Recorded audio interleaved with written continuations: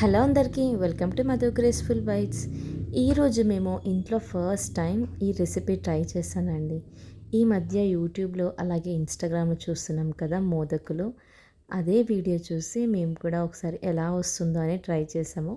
First time చేసిన కొంచెం అటు ఇటు అయినా కానీ టేస్ట్ మాత్రం చాలా చాలా బాగుంది. కొబ్బరిని నేను ఇలా ముక్కలుగా కట్ చేసుకొని గ్రైండ్ చేసుకున్నాను. ఇది మనం ఒక ప్లేట్లోకి తీసుకొని పెట్టేసుకోవాలి. తర్వాత ప్యాన్ పెట్టుకొని దాంట్లోకి 1 టీ స్పూన్ వరకు నెయ్యి వేసుకోవాలి. నెయ్యి మొత్తం కరగాలి. ఇలా నెయ్యి మొత్తం కరిగాక దీంట్లోకి మనము ఇంతకుముందు గ్రైండ్ చేసి పెట్టుకున్న కొబ్బరి ఉంది కదా, ఆ కొబ్బరిని వేసేసుకోవాలి. ఇక్కడ ఇలా కొబ్బరి వేసేసుకొని మనం ఒక 2 నిమిషాల పాటు బాగా ఫ్రై చేసుకోవాలి. ఇది కొద్దిగా ఫ్రై చేసుకున్న తర్వాత దీంట్లోకి మనము 1/2 కప్పు వరకు బెల్లంని కూడా వేసుకోవాలి. బెల్లం వేసుకొని మనం దీన్ని బెల్లం కరిగేంత వరకు కంప్లీట్ లో ఫ్లేమ్లో ఫ్రై చేసుకోవాలి. ఇలా ఫ్రై చేసుకుంటే మనకి బెల్లం అలాగే కొబ్బరి కూడా బాగా మిక్స్ అయిపోతుంది. ఇది ఇలా తిన్నా కానీ చాలా చాలా టేస్టీగా ఉంటుంది. ఇలా మనం ఒక 2-3 నిమిషాల పాటు బాగా మిక్స్ చేసుకోవాలి. ఇలా బెల్లం అలాగే కొబ్బరి బాగా మిక్స్ చేసుకొని ఇక్కడ బెల్లం కూడా మనకి కరిగిపోయింది కదా, ఈ వీటిని మనము స్టవ్ ఆఫ్ చేసుకొని ఒక ప్లేట్లోకి పెట్టేసుకోవాలి. ఇప్పుడు ప్యాన్ పెట్టుకొని నెయ్యి వేసుకోవాలి. నెయ్యి కరిగాక దీంట్లోకి మనము 1/2 కప్పు వరకు పాలని వేసుకోవాలి. ఇది నేను కాచి చల్లార్చిన పాలు. దీంట్లోకి మనము 1.5 కప్పు వరకు మిల్క్ పౌడర్ని వేసుకోవాలి. ఇలా మిల్క్ పౌడర్ వేసుకొని కంప్లీట్ లో ఫ్లేమ్లో మాత్రమే వీటిని మనము బాగా మిక్స్ చేసుకోవాలి. ఇక్కడ వీడియోలో చూపిస్తున్న విధంగా రావాలి.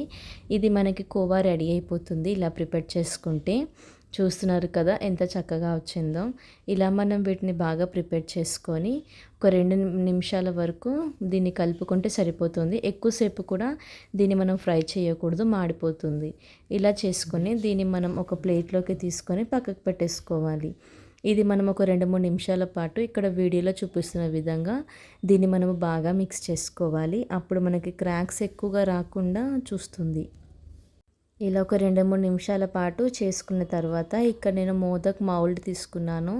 ఇది మనకి ఆన్లైన్లో అవైలబుల్ ఉంటుంది. ఇది మనం యూజ్ చేయడం ఎలా అంటే దీనికి ఫస్ట్ మనం నెయ్యి అప్లై చేసుకోవాలి. తర్వాత దీని లోపల మనం ఇది పాలకోవా ఏదైతే ప్రిపేర్ చేసుకున్నామో అది లోపల అదే షేప్లో మనం దీన్ని పెట్టుకోవాలి. ఇలా అంతా కూడా స్టఫింగ్ చేసేసుకోవాలి లోపల.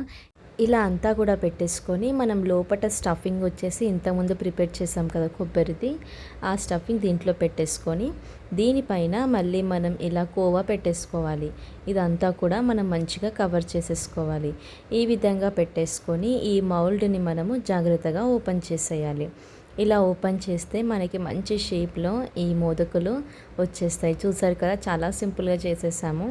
ఫస్ట్ టైం చేసినా కూడా చాలా బాగా వచ్చింది. టేస్ట్ అయితే అసలు చాలా చాలా టేస్టీగా ఉంది. మీరు కూడా తప్పకుండా ట్రై చేయండి. మీరు ట్రై చేశాక మీకు ఎలా వచ్చిందో కూడా మధు గ్రేస్ఫుల్ బైట్స్ ఛానల్లో కామెంట్ చేయండి. ఇంకా మన ఛానల్లో స్వీట్స్ రెసిపీస్ చాలా ఉన్నాయి. ఆ లింక్ వచ్చేసి నేను డిస్క్రిప్షన్ బాక్స్లో ఇచ్చాను, వెళ్ళి తప్పకుండా చూసేయండి. ఇక్కడ మనము ఇది ఓపెన్ చేసి చూసారు కదా లోపల స్టఫింగ్ ఎంత బాగుందో. ఇది తింటూ ఉంటే బయట షుగర్ అలా తగులుతూ లోపల స్వీట్నెస్ కూడా చాలా చాలా బాగుంది. Thank you for watching Madhu graceful bytes. Like, share, subscribe.